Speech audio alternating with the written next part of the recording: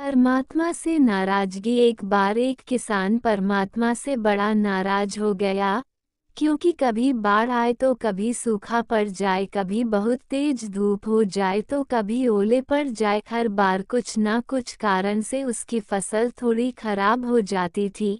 एक दिन बहुत तंग आकर उसने परमात्मा से कहा, देखिए प्रभु, आप परमात्मा है, लेकिन लगता है आपको खेती बाड़ी की ज़्यादा समझ नहीं है। एक प्रार्थना है कि एक साल मुझे मौका दीजिए, जैसा मैं चाहूँ वैसा मौसम हो, फिर आप देखना मैं कैसे अन्न के भंडार भर दूंगा। परमात्मा मुस्कुराए और कहा, ठीक है, जैसा तुम चाहोगे वैसा ही मौसम दूंगा, मैं बिल्कुल भी दखल नहीं करूंगा। किसान ने गेहूं की फसल बोई, जब धूप चाहिए तब धूप मिली, जब पानी चाहा था पानी मिला। तेज धूप, ओले, बाढ़, आंधी तो उसने आने ही नहीं दी। समय के साथ अब फसल बढ़ी और किसान की खुशी भी, क्योंकि ऐसी फसल तो आज तक नहीं हुई थी। किसान ने मन ही मन सोचा, अब पता चलेगा परमात्मा को कि फसल कैसे करते हैं। बेकार ही इतने साल हम किसानों को परेशान करते रहे हैं।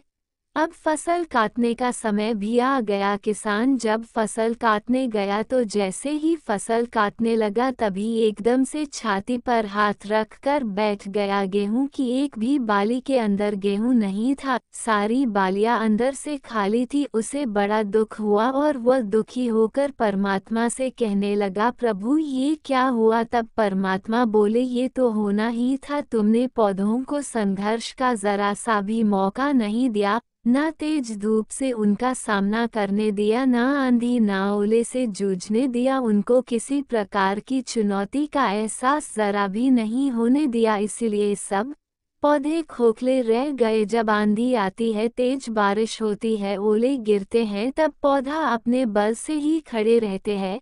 वो अपना अस्तित्व बचाने का संघर्ष करते हैं, और इस संघर्ष से जो बल पैदा होता वही उसे शक्ति देता है, ऊर्जा देता है, उसकी जीवितता को उभरता है। सोने के कुंदन बनाने के लिए आग में तपने, हथौड़ी से पीटने, गलने जैसी चुनौतियों से गुजरना पड़ता है, तभी उसकी स्वर्णिम आभा उभरती है और उसे अनमोल बनती है। इस तरह जिंदगी में भी अगर संघर्ष ना हो, चुनौती ना हो, तो आदमी खोखला ही रह जाता है, उसके अंदर कोई भी गुण नहीं आ पाता। ये चुनौतियां ही है जो आदमी रूपी तलवार को धार देता है, उसे सशक्त और प्रखर बनता है।